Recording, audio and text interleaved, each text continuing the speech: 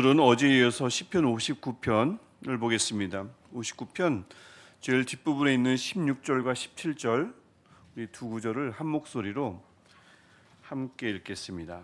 시편 59편 16절과 17절 우리 두 구절 한 목소리로 함께 읽겠습니다.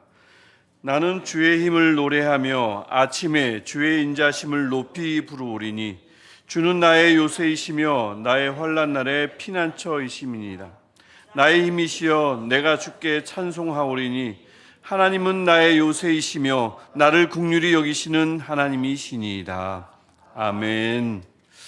우리 어제 함께 본 말씀 중에 시편 58편 11절 말씀이 있습니다. 그때 사람의 말이 의인에게 가품이 있고 진실로 땅에서 심판하시는 하나님이 계시다 하리로다. 아멘. 하나님은 오늘도 살아계시는 게 분명합니다.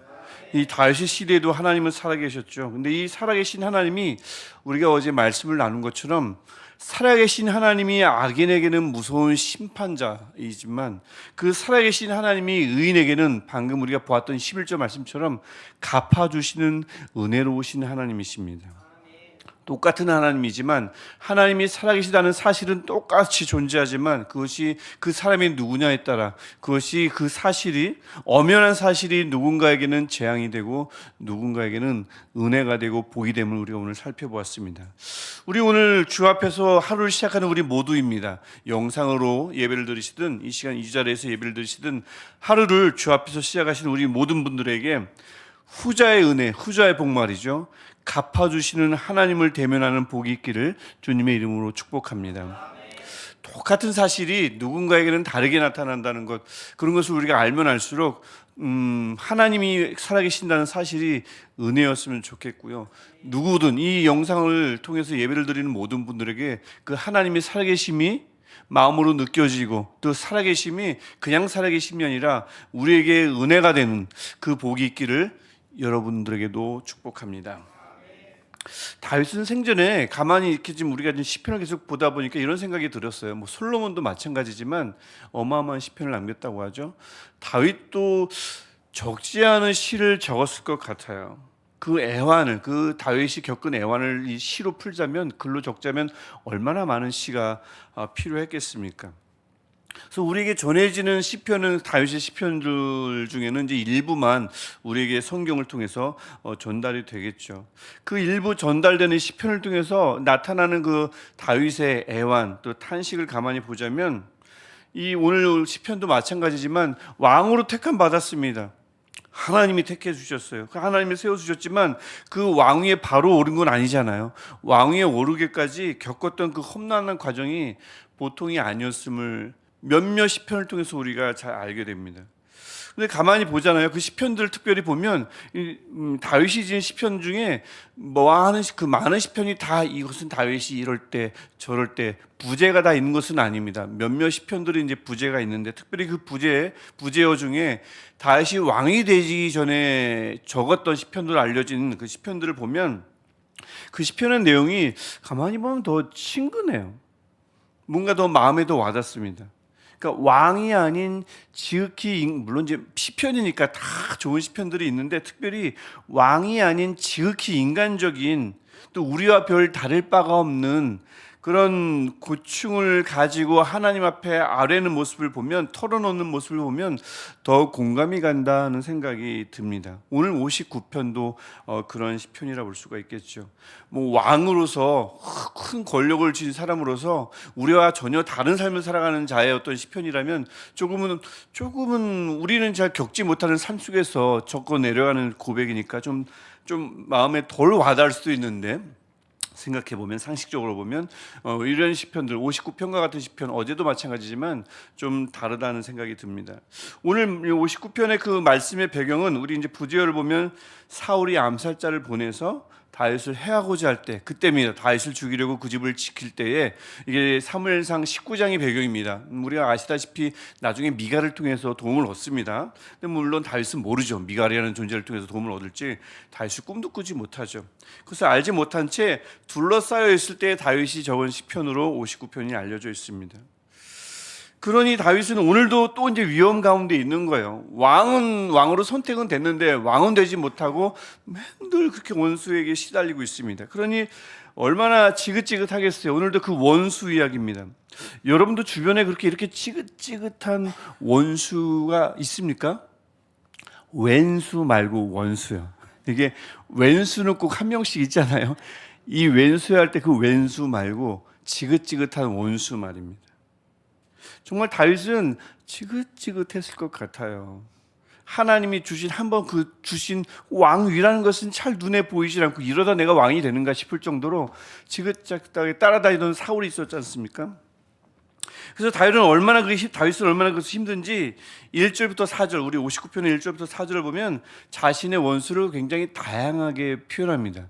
그냥 원수다라고 하면 그냥 좀 막연한데 그 원수를 이렇게 저렇게도 표현하는 걸 보면, 그러니까 표현이 다양할 때 그 사람과의 관계가 굉장히 보통이 아니라는 것을 보통 알게 되거든요. 시편이 특별히 그렇습니다. 하나님을 표현할 때, 나중에 이제 보겠지만 하나님을 표현할 때도 마찬가지고, 대상을 표현할 때 그냥 대충 얼버무리는 표현이 아니라 막 다양한 표현을 쓴다는 것은 보통 관계가 아님을, 뭐 긍정적이든 부정적이든 보통 관계가 아님을 알 수가 있는데, 원수를 네 가지로 표현합니다. 1절을 보면 일어나 치려는 자, 2절을 보면 악을 행하는 자, 피 흘리기를 즐기는 자, 3절을 보면 생명을 해하려는 자, 이렇게 네 가지로 표현하는 걸 볼 때 이 원수와 다윗의 관계, 특별히 다윗은 그 원수가 너무 싫은 겁니다. 그런데 떠올라요. 자꾸 떠오릅니다. 잊으려고 하면 이런 사람으로, 잊으려고 하면 저런 사람으로, 지우려고 해도 자꾸 떠오르는, 따라다니니까요. 괴롭히니까요. 이렇게도 생각나고 저렇게도 생각나는 원수라는 것을 다윗이 이렇게 저런 표현으로 보여주고 있습니다. 그 얼마나 벗어나고 싶었을까요? 얼마나. 그래서 나의 하나님에게 건져달라고, 높이 들어달라고, 구원해달라고, 또 1절부터 4절을 보면 또 다양한 표현으로 구원해달라, 높이 들어달라, 건져달라, 이렇게 다양한 동사로 하나님께 간청을 합니다. 왜냐하면 다윗은 억울하게 짝이 없거든요. 그게 3, 4절의 내용입니다. 잘못한 게 허물이 하나도 없는데 왜 나를 이렇게 괴롭히는 사람이 내 곁에 있습니까? 사실은 원수가 미운 것도 미웠지만 하나님께 이해가 안 되는 겁니다. 나는 아무 잘못이 없는데 왜 나만 이렇게 힘든가 말입니다.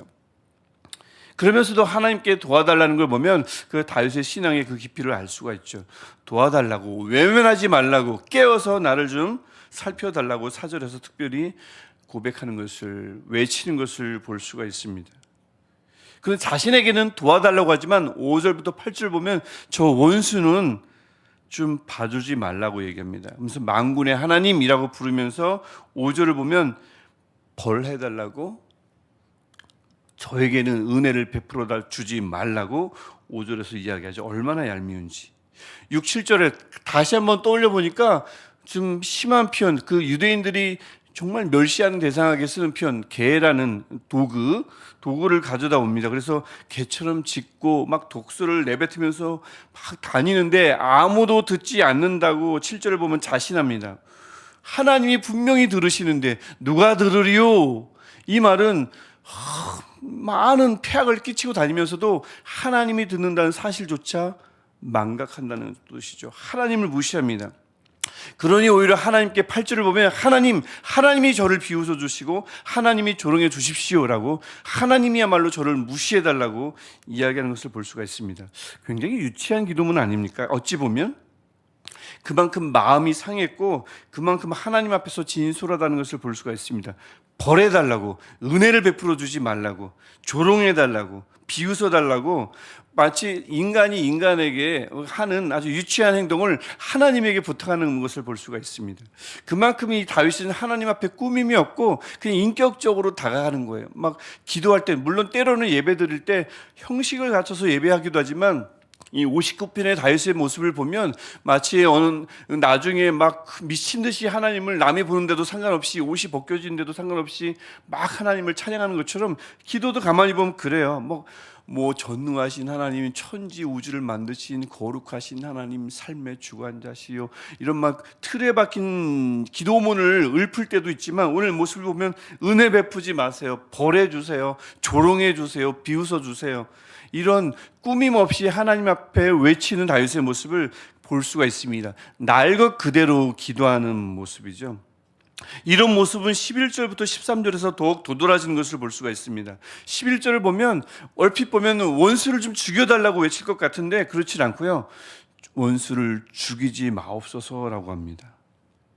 가만히 11절 이어진 내용을 보면 이유가 분명해져요. 이게 그냥 순식간에 사라져버리면 백성이 아무런 교훈도 얻지 못할까 봐입니다. 악인을 남겨두고 하나님이 그 악인을 어떻게 다루시는지를 많은 사람들이 보아야, 이 악인의 존재를 통해서 하나님의 살아계심을 사람들이 보게 되고, 악인으로 살 때 하나님이 어떻게 대하는지를 사람들이 봄으로써 악의 길을 걷지 않을 거잖아요.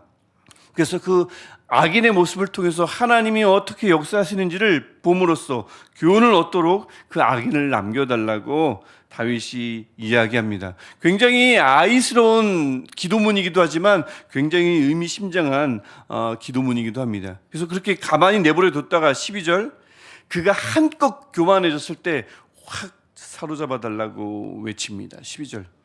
그리고는 사로잡은 다음에 13절을 보면 계속 내버려 둘 수는 없잖아요. 차츰차츰 소멸시켜달라고 간청하죠. 그래서 그것을 보고 하나님의 다스림을 모두가 인정할 수 있게 되도록 땅 끝까지 알게 하소서라고 이야기하죠. 이 악인이 세상에 남아있는 이유가 이럴 수도 있구나라는 것을 11절, 12절, 13절을 통해서 우리가 알 수가 있습니다. 그들을 통해서 악하면 하나님이 저렇게 만들어 버리시는구나 라는 것을 교훈을 주시기 위해서 악인은 남을 수 있음을 보여줍니다. 주변에 왼수 말고 원수가 존재하는 이유를 11절, 12절, 13절을 통해서 우리가 알 수 있죠. 악인은 존재해야 할 이유가 있습니다. 교훈을 위해서, 하나님의 다스림을 땅끝까지 알게 하려고, 교훈을 남겨달라고 이 다윗의 외침을 통해서 악인의 존재 이유를 우리가 보게 되죠. 그래서 우리가 여기까지 보면, 여러분 특별히 이번 주에 계속 시편의 그 내용이 그렇지만 특별히 오늘 우리가 보는 59편도 특별히 보면 가만히 보십시오. 다윗은 지금 그 기도라는 보자기, 만약 보자기로 비유를 들면 기도 보자기에 아픔, 억울함, 미움, 괴로움, 이것들을 주섬주섬 잔뜩 싸가지고는 하나님 앞에 우르르 다 털어놓습니다. 뭐 하나씩도 아니고 막 털어놓는 거예요. 막 서도 없이 막 털어놓기도 하고 아이처럼 털어놓기도 합니다. 다른 곳이 아니라 하나님 앞에 다 털어놓습니다. 미주알, 고주알 다 모조리요. 왜 이렇게 하나님 앞에만 이렇게 막 털어놓을까요? 시편 보십시오. 내가 누구에게 간구했더니가 없어요. 내가 이 억울함을 누구에게 말했더니 그가 나에게 해결해 주더라, 해결책을 주더라, 그런 시편의 내용이 없습니다. 늘 하나님 앞에 다 싸가지고 가죠. 그 앞에 다 털어놓습니다. 왜 그럴까요? 뭐 계속 그런 비슷한 내용들이 나오지만 오늘도 마찬가지입니다. 9절과 10절을 보면, 왜냐하면 하나님은 다윗에게 요새이기 때문에 그렇습니다. 다윗이 그 주님의 힘을 보았기 때문에 그렇습니다. 또한 10절을 보면 헤세드, 그 인자하심으로 다윗을 영접해 주셨기 때문에, 즉 치근히 여겨 주셨기 때문에 그렇습니다. 다윗은 확신하기 때문에 그래요. 그분은 원수에게 보응하시는 분이라는 것을 다윗이 알고 있거든요. 다른 사람들에게 다 털어놔 봐야 속은 시원할지 몰라요. 하지만 해결은 되지 않거든요. 그러니 하나님 앞에 다 털어놓는 모습을 잘 볼 수가 있습니다. 또 14절과 17절 보면 여전히 그렇습니다. 왜 하나님께 자꾸 털어놓습니까? 다윗은 확신하거든요. 원수는 성을 두루 다니는 강아지처럼 밤새 쫄쫄 굶으면서, 14절 15절 내용입니다. 방황하는 처지가 되지만, 하나님이 그렇게 만들어 놓으실 게 분명하지만 다윗 자신은 하나님께서 이렇게 바꿔놓으실 거라 확신합니다. 16절과 17절 우리가 오늘 함께 읽었던 구절인데 다시 한 번만 읽었으면 좋겠습니다. 다윗은 확신하는 거예요. 하나님이 이렇게 하실 것임을. 같이 읽겠습니다.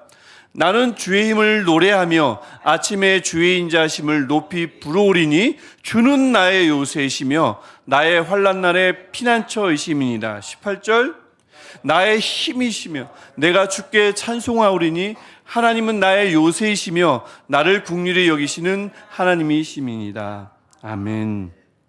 다윗 자신은 도망자 신분에서 이렇게 바뀔 것이라는 확신이, 그분 앞에 내가 나서기만 하면, 그분 앞에 내 모든 것들을 털어놓기만 하면 하나님은 나를 그렇게 변화시켜 주실 것임을 확신했거든요.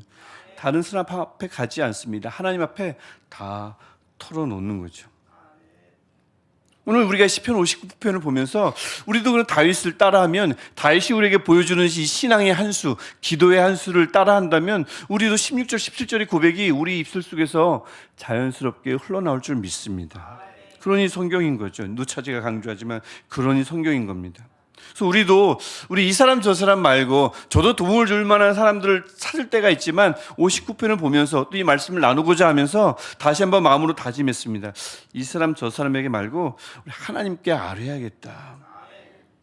징징대면 좀 어때요? 하나님께 좀 징징대면 어떻습니까? 지긋지긋하게 괴롭히는 이들을 좀 혼내달라고 기도하기도 하고, 좀 저 사람 좀 불쌍한 신세가 되게 해주세요라고 아이처럼 기도하면 좀 어때요? 우리가 얼마나 그렇게 고상하게 하나님 앞에 나가야 됩니까? 다윗도 그렇게 하질 않았는데 얼마나 아무렇지도 않은 듯 참아야 합니까? 얼마나 오랫동안 믿음이 깊은 것처럼 그냥 하나님 앞에 끄떡 없는 듯 묵묵히 하나님 앞에 나가야만 합니까? 때로는 그냥 너무 죽겠는 것처럼, 너무 아픈 것처럼, 아이처럼 나가면 어떨까 싶습니다. 다윗 보십시오. 이렇게 나갔다고 해서, 막 이렇게 기도했다고 해서 문제가 금방 해결됐을까요? 금방 해결됐으면 59편은 없어요. 58편에서 끝났죠. 어제 그 58편으로 끝나죠. 60편에 또 나와요. 이게 금방 해결되지는 않습니다만 다윗은 그걸 몰랐을까요? 그럼에도 불구하고 하나님 앞에 그냥 모든 것을 다 털어놓는 게 너무 좋은 거예요.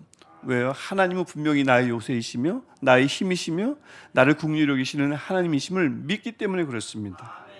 그리고는 알았어요. 원수가 금방 사라지진 않을 걸 알았습니다. 하지만 깨달았어요. 왜 원수가 하나님에 의해서 금방 소멸되지 않는지를 깨달았습니다. 교훈 때문이었거든요. 그래서 우리가 연이어 나오는 이 비슷한 시편의 메시지, 정말 중요한 것은 사람이 아니라 하나님께 아뢰는 것, 이것이 얼마나 필요한지를 이 시편이 연이어서 알려주기 때문에 이 시편들은 우리에게 참 중요하다 싶습니다. 여러분, 그래서 우리 사람들과 사람들 사이에 대해서는, 그러니까 사람들 안에서는 좀 과묵해도 괜찮을 것 같고, 하지만 하나님께는 지금 입이 가벼워도 좋을 것 같아요. 우리가 입이 가볍다라는 말은 좀 부정적으로 쓰잖아요. 이거 좀 긍정적으로 썼으면 좋겠어요. 하나님 앞에서는 입이 가벼운 오늘 하루 되시기를 축복합니다. 사람들 사이에서는 과묵한 게 좋은 것 같아요. 별로 안 좋습니다만 하나님 앞에서는 가볍게 툭하면 하나님께 아뢰고, 별것 아닌 것 가지고도 하나님께 아뢰는 입이 가벼운, 하나님 앞에 아뢰는 것을 가장 중요시 여기는 저와 여러분 되시기를 축복합니다. 우리가 오늘도 그래서 아버지 앞에 나왔고 하나님 앞에 아뢰는 것 아니겠습니까?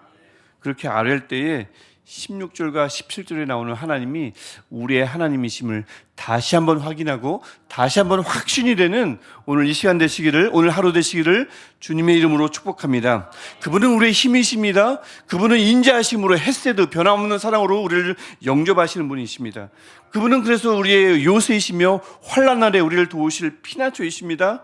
그분은 나의 힘, 나의 요새이시며 특별히 우리를 긍휼히 여기시는 하나님이신 줄 믿습니다. 기도하겠습니다. 하나님, 오늘도 우리가 아버지 앞에 아뢰입니다. 하나님께 기도합니다. 아뢰할 대상이 잃을 사람이 없어서가 아니라 하나님만이 나의 힘이며 하나님만이 나의 요새이시며 환난 날의 피난처이시며 하나님만이 참으로 나를 긍휼히 여기시는 분이시므로 다른 사람이 아닌 아버지께 아뢰입니다. 하나님 앞에 아랠 때에 하나님 들어주시고 우리 안에서 일어나는 모든 일들의 이유를 알려주시며 하나님 앞에 우리가 겸손히 나아가며 아이처럼 나아갈 때 주님 우리를 맞아주셔서 오늘 이 시간 하나님 앞에 아뢰는 이 시간이 나만의 독백의 시간이 아니라 하나님과 대화하는 시간 되게 하시고 하나님이 응답하시는 시간 되게 하여 주옵소서. 하나님 많은 기도 제목들을 아버지 앞에 쏟아놓습니다. 하나님 들어주시고 하나님의 때에 하나님의 방법으로 갚아주셔서 하나님의 살아계심을 많은 사람들이 땅끝까지 전파되며 알게 되는 일들이 일어나게 하여 주옵소서. 예수님의 이름으로 기도합니다. 아멘. 하늘에 계신 우리 아버지, 아버지의 이름을 거룩하게 하시며 아버지의 나라가 오게 하시며 아버지의 뜻이 하늘에서와 같이 땅에서도 이루어지게 하소서. 오늘 우리에게 일용할 양식을 주시고 우리가 우리에게 잘못한 사람을 용서하여 준 것 같이 우리 죄를 용서하여 주시고 우리를 시험에 빠지지 않게 하시고 악에서 구하소서. 나라와 권능과 영광이 영원히 아버지의 것입니다. 아멘. 오늘도 우리가 하나님 앞에 변함없이 우리가 아버지 앞에 나갈 때에 긍휼히 여기신 하나님이 우리 기도에 응답하실 줄 믿습니다. 우리 간절히 기도하시겠습니다. 하나님, 살아계신 하나님, 우리의 힘이신 하나님, 요새이신 하나님, 우리의 환난 날에 피난처이신 하나님, 주의 헤세드 변함없는 사랑으로 우리를 영접하시는 우리를 친근히 여겨주신 하나님, 오늘도 우리에게 은혜를 베푸소서. 오늘도 우리에게 우리를 나와주셔서 나타나 주시고 임재하여 주셔서 하나님 우리 힘이 되심을 우리 요새가 되심을 우리에게 알려주시고 하나님 무엇보다 우리를 긍휼히 여겨주셔서 우리 기도에 하나님 하나씩 하나씩 하나님의 손으로 말미암아 응답해 주는 것을 보게 하여 주옵소서.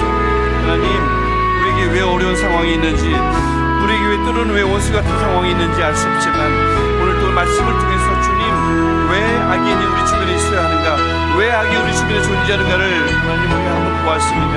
그 악의 존재를 통해, 악인의 존재를 통해, 원수의 존재를 통해 하나님의 다스림을 보게 하시고 하나님의 역사심을 우리 눈뿐만 아니라 많은 사람들의 눈이 그것을 목도하게 하셔서 하나님이 이 땅을 다스리심을, 하나님은 절대 악을 가만히 내버려 두실 분이 아님을 모든 세상에 알게 되는 일들이 일어나게 하여 주옵소서.